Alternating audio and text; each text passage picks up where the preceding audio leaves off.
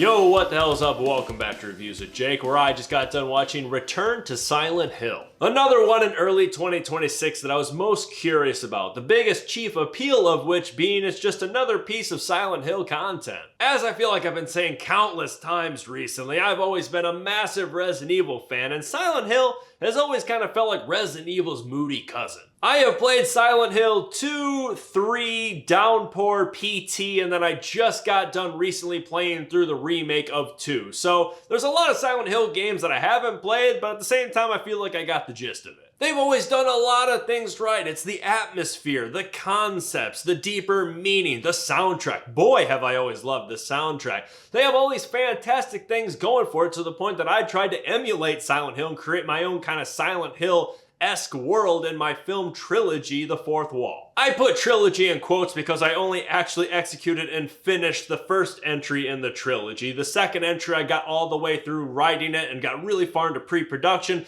and then the film kind of fell apart and the ship kind of sailed away, and there's no going back. If I'm being honest, it's probably one of the biggest disappointments of my film career. It was almost 9 years ago that I made that first film, so naturally looking back, there's a lot of things that I would do differently, but all the same, it is a film and trilogy that I hold very near and dear to my heart, and it haunts me that I never got to finish telling that story. My own little piece or version of this Silent Hill psychological trippy horror. But as many great things that this franchise has, I will say though, there's just something about the gameplay that just doesn't really engage me quite as much as Resident Evil. It's hard to put my finger on it, but I just never really found them to be that fun. That being said, Silent Hill 2 is probably one of the most iconic horror video games of all time, and me recently playing the remake through on PS5 reminded me how awesome this story is, how awesome this video game is, and it gave me hope that Silent Hill might indeed be back to form after they took a massive hiatus after PT fell apart with Silent Hills after Hideo Kojima left the company. I haven't played Silent Hill F yet, although I do own it. I'm kind of strategically not picking that game up because I'm trying to maximize productivity on writing my next film right now, and I kind of don't want to get too immersed in a new video game right now, especially with Resident Evil Requiem just right around the corner here. Just trying to be productive right now, but I am really looking forward to playing that game. But that is enough about video games. We're here to talk about movies, and so far there have been 2 Silent Hill films to date. The first one coming out in 2006 that actually wasn't too bad. They might not have done all the right things story-wise, but they nailed the atmosphere and tone. The second film, on the other hand, Revelations, was a piece of hot garbage that I absolutely cannot recommend to anyone. Oh, the duality of these 2 films. I thought for sure this film was destined for great things when I heard about it. They're bringing back the director from the first successful film. They're telling the story of Silent Hill 2, a masterpiece. What could go wrong? And then I saw the trailer and said, that. This film just looked cheap as hell to the point that I had to look up the budget for this film and compare it to the first one.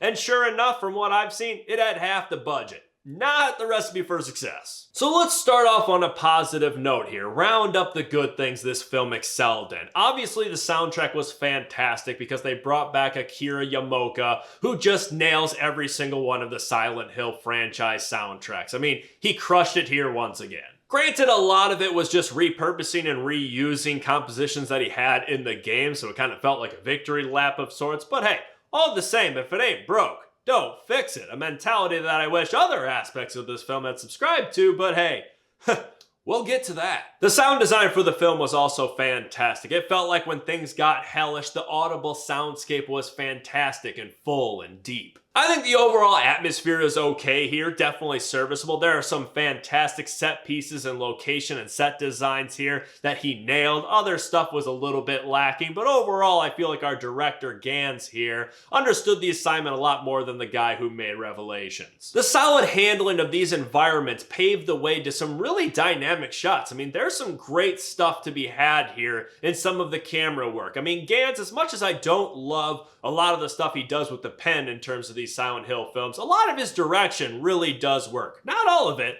but it's not the glaring weakness of this very flawed film. Finally, a lot of the creature designs worked very, very well here. Not exactly designing it because you're just bringing the nightmare feel creatures from the games to life here, so you're just kind of copy and pasting that. But all the same, I mean, Maybe it was a little CGI heavy at times, but for the most part, they looked pretty good. I thought they did a good job with Pyramid Head. I thought he looked fantastic. He maybe grunted a little bit too much for my likings, but all in all, I think they executed him well. The nurses also looked good. That scene was pretty underwhelming, but they looked good. Same with the lying figures. I thought they were maybe a little too CGI heavy again, but ultimately, I think they did alright. And then there's another boss from the game, the Abstract Daddy, that I was not expected to see in this film, and he is a twisted looking thing. Again, maybe a little CGI heavy, but ultimately, I think they did okay. But all that being said, that is just me trying to be generous, optimistic, because I know at the end of the day, even a movie that I hated as much as this one, it takes a lot of work to make a movie. So I really don't like sitting down here and giving a review like this. But this movie infuriated me. Let's start from a technical perspective, because this cut back budget that this film has shows heavily. I mean, it's just not convincing. The VFX are so weak. It feels inauthentic and fake. It feels like it indeed was shot in front of a green screen most of the film. It just does not blend very well, and it's accentuated by some very odd decisions made in terms of some of the color grading and the lighting. Like, just some of it is just like, what are we doing here? It's wild the quality drop off from a film 20 years ago and how much better that looked than this one. It should be the reverse, but here we are. This film, a lot of the times, just didn't look good. Speaking of odd decisions, we gotta talk about the casting for this film. The guy that they got to play James Sutherland, this Jeremy Irvine, I'm not familiar with the guy's game, and he did his best to try and work something here, but he is not the guy. James Sutherland is supposed to be just a normal guy, a very unassuming human being. Not cool, not tough, not nothing. And this guy that they got here is like the opposite of that. I mean, he looks like Tom Brady, and that's not supposed to be a shade. I mean, good on you. Most people want to look like Tom Brady, but not someone trying to be James Sutherland. When I first saw the trailer for this film, I didn't keep up with the casting or anything, so this was my first glimpse of this guy that they got to play James. And I remember mentioning to Kelsey, that guy looks too cool to play James Sunderland. And Kelsey's like, you're probably just being a nerd, overreacting. He just looks like a guy, he'll probably be fine. But then I go to this movie and the very first scene is him cruising down the highway, whipping around in a convertible, listening to hard rock, hair blowing, sunglasses, jamming out, smoking a joint. I'm like, too damn cool for James Sunderland. And again, he didn't do a bad job per se. It just didn't feel like the right fit. Same goes with a lot of the casting for all the other characters. You got Maria/Mary, you got Angela, Eddie, you got Laura. Laura, interestingly enough, is a cool story. That's actually the voice actress from the game, the remake. So it's cool that they kind of got her to play both sides. But all the same, just in appearance, like, I don't know, it just didn't really look right. None of them looked like the right person. They tried, but it just wasn't working. And that brings me to the screenplay for this film. And I think that's where a lot of the problems that I have with this film lie. And strap in, because I got some thoughts. I think from 1,000-foot level, I think this story that this film presents just doesn't work for anybody. If you haven't played the games and you're unfamiliar with the story,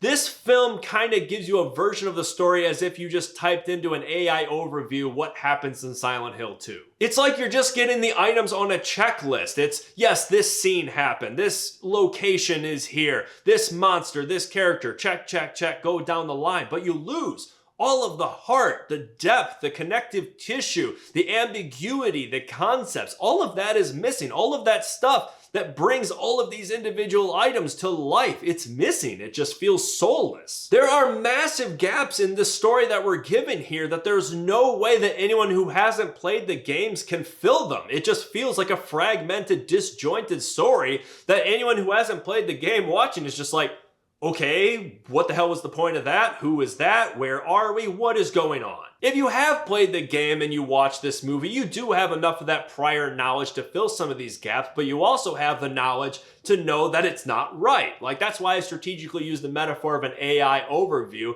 because a lot of times when you type that in, you're gonna get an answer that's close, but it's not quite there. So yeah, you have enough information here to connect some of these dots that other people can't, but at the same time, you see that they're changing things here. And yeah, on-screen adaptations are going to change things. That's inevitable. That's gonna happen when you take something this big and make it this small. but they're changing some very critical ingredients here as to why this story is fantastic. So now I'm going to do something I do not typically do, and that is talk a little bit of spoilers here. I think I've only done it one other time here, and not necessarily spoilers for this particular movie per se, but kind of cross-referencing the game and why I think that this film colossally up. And I just need to go on a little bit of a rant here. Humor me. I'm just going to do a little bit of cross-referencing here. If you've seen the movie and played the game, you're in the clear. If you've seen the movie and haven't played the game, here are some of the things you missed out on, I guess, and why this film sucks. If you've played the game and haven't seen the movie yet, I mean, you've already seen the best version of this story. I mean, if you want to subject yourself to this filth, have at it. I'm going to dive into it here, but I don't know, I'll put that evil on you. Without doubt, if you are unfamiliar with this story, I would highly recommend not go into this movie to learn the story. Go play the game. I get, though, that not everyone has the time to sit down and play a video game. I mean, I barely do myself, but if you want this fantastic story, do not go to this movie for it. If you don't want to risk it, I understand. I'm going to put the time code below on where to jump to in order to get to my verdict. I'm sure you probably got a pretty good idea of what that verdict's going to be, but I'll also dive into my movie theater experience, which is also kind of going to be a little bit of a rant, but that's where to go to get in the clear. Going once, twice, 3 times, spoiler. All right. Let's get into the weeds a little bit, shall we? So for starters, let's talk about the context of the relationship between James and Mary. James is our protagonist. Mary is his missing wife slash partner slash girlfriend. In the game, they're married, while in the movie, for some reason, it's just his girlfriend. That's a weird thing to change, but that's what they went with. In the game, we pick up as James going to Silent Hill because he received a letter from his dead wife from a couple years ago due to a terminal illness. The letter is instructing him to go to their special place, Silent Hill, a place where the two had some very warm memories before she got sick. And this is a letter coming from, again, his dead wife. In the film version, yes, James receives a letter from Mary telling him to go to Silent Hill, but they never explicitly say that she's dead when she writes it. In fact, James goes there under the assumption that she's still alive. Like, they're only separated right now because they broke up. He leaves her in Silent Hill, the town that the two of them were living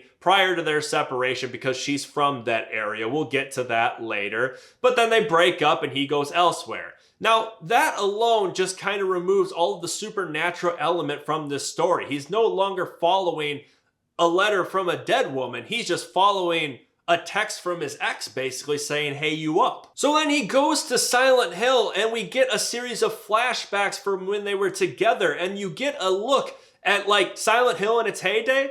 And this is not Silent Hill. They show exterior shots of Brookhaven Hospital, which is way too modern in architecture to be the same place. And then you also get shots of the interior of Heaven's Night, which in the games is like a dingy dive bar strip club, very dimly lit and kind of gross. And then this, it's like a booming nightclub, also way too modern. And the overall sense of the town of Silent Hill before all hell breaks loose is that it's a lot more developed than you're made to believe this like kind of sleepy, cute, quaint mountain town is in every other adaptation. Like, this is actually kind of a booming place, and it just feels like a strange thing to change. But here's where things really start to chat my ass and piss me off, that they start to add background to the character of Mary and thus James. Like, for some reason in this movie, they decide to work in a lot of the culty backstory of Silent Hill into this story. That the reason that Mary is sick is because of her ties to this cult, which is not the case in the game. You get some of the dark history of Silent Hill and this cult and why all hell broke loose in this place in the first game and the third game. But the second game is really devoid of a lot of those details. They kind of put that backstory on the shelf. You get a few little like Easter eggs here and there and some files that you stumble across and photos that you see, but ultimately all of that kind of goes away in the second game. The second game is almost like a vignette of sorts. Like, we got the backstory. We know why Silent Hill is the way that it is. The second game is almost like an example of how it calls broken and battered souls like Mary and James to Silent Hill, and some of the other characters that James comes across in this story, like Eddie and Angela. And personally, I think that's why Silent Hill 2 is such a special story, because it's not about the cult stuff. It populates its world and story with very relatable characters. You got Mary and her sickness, you got James being the caretaker of said sickness, you have Angela and the unspeakable abuses that she endured, you got Eddie who, well, not a lot of people are probably relating to Eddie, he's just a fucking psychopath. But all the same, these are very real people that populate this story with real emotions and ramifications. The cult backstory is interesting, sure, it's a nice to have here and there, but we don't need to beat the hell out of that dead horse. 1 and 3 cover it, 2 takes a break. I'm not sure where a lot of the other entries go in terms of going back to that pool, but we don't need it every single entry in the Silent Hill universe, film or game. Both films so far have tapped into it prior to this one. Now we're 3 for 3. And yeah, it's been a long time since we've had a Silent Hill movie, but the gap between Revelations and this one, but that doesn't mean we need to be constantly reminded that cult shit happened here. I think it's safe to say that no one is going to watch this movie, Return to Silent Hill, without having some familiarity with Silent Hill and its dark history. You're not going to return to it if you've never been there before. And if you are someone that goes to this movie before seeing anything else Silent Hill, you are an outlier. And I don't think that they should jeopardize the success of this story to appease such a crowd. What this forceful diversion from the source material does is it obliterates, completely annihilates all relatability that we would have to this story. Like the story of James and Mary is such a human one that a lot of people can relate to. I know I can. Being someone that recently lost his father to a terminal illness, I have seen the role of the caretaker be such a heavy one, and there's so much emotion there. And there's a lot of other people that also can relate to the character of James that all of a sudden just can't relate to the character anymore. You take this juicy, emotional story and replace it with a boyfriend, girlfriend who break up because the girl's hometown is into some culty shit, and he says, nah, I'm out, and leaves. And ultimately, the girl succumbs to a terminal illness because she's been poisoned by the cult most of her life? I guess? Sure, it is a sad and tragic story, but how many people are relating to that? How many people hop on a dating app in this day and age and say, hey, you didn't mention the death cult stuff in your bio. What's up with that? Anyone? That happened to you? No? It just feels like to me that the writers for these movies just do not understand the assignment. It's not because of the monsters and the atmosphere why this franchise is so popular. It's because of the complicated layered stories that they're telling underneath. But honestly, it's not that surprising that they're dropping the ball like they are. There's been signs from the very beginning that they have no idea how to handle this IP. From the very first film that actually wasn't that bad, we see Pyramid Head. And yes, he looked fantastic in that film, but he should not have been there. Like, he is a figment of James's guilt, a manifestation of his dark past. No one else should be encountering him in this universe, and yet we see him in the first one when James isn't anywhere to be seen. And then we see him in the second film, and he's kind of a good guy of sorts. Like, they just have no idea what they're doing here. They just see, hey, he's a popular monster from the game, let's use him. So of course they drop the ball with the James and the Mary stuff. They have no idea what they're doing. Eddie is in this film for one scene and he just fucks off the rest of the movie. And then Angela, you get some really deep and dark stuff with Angela in the game, and none of that really shows its head here. It's hinted at, but I mean, the abstract daddy monster, I mean, that's a twisted looking thing that just doesn't come out of nowhere. Like, she has a very dark backstory that we get nothing of here. The side characters of this story just enrichen the tapestry that is Silent Hill 2. Like, all of the broken souls come in with their own demons and everything to populate this world. But this movie just says, hey, we got Eddie, check, or Angela, yeah, let's just absorb her into Mary's story. That'll do. It just feels so tone deaf and lacking anything resembling nuance. They might look at it as fan service and this will appease the fans, but frankly, you're just slapping them in the face, calling them stupid. Okay. Now that I got that off my chest. All in all, I absolutely despised this movie. This is the worst movie I saw in the theater in quite some time, probably years. And it paired, shockingly, very successfully with the 5 or so dudes that sat in the front row of the theater during my showing that talked super loud the entire movie and were fucking around on their phones. Like, thankfully, luckily, I was already kind of out of this experience because of the movie and how bad it was, but guys, you didn't have to bring your shovels from home to continue to bury me that much deeper. A PSA to all of you out there that go to the movie theater with these inconsiderate habits. You should know that everyone around you hates you as you're doing this. And I don't know if you care or know if that's your goal, but you are achieving it. Like, there's no quicker, surefire way to make enemies than to do that kind of thing. If you can't go to the theater and just shut up for a couple hours and maybe keep your phone away, just don't go to the theater. It seems pretty simple. If you gotta go somewhere, go to Silent Hill. Place is always calling for people like you, and I heard they have a pretty nice theater. Sorry. Like I said, blood's running hot today. But that's just me. What do you think? Let me know if you agree or disagree in the comments below. And make sure to subscribe to this channel, stay up to date with new reviews. Coming real soon. Stay safe. Thanks for checking in.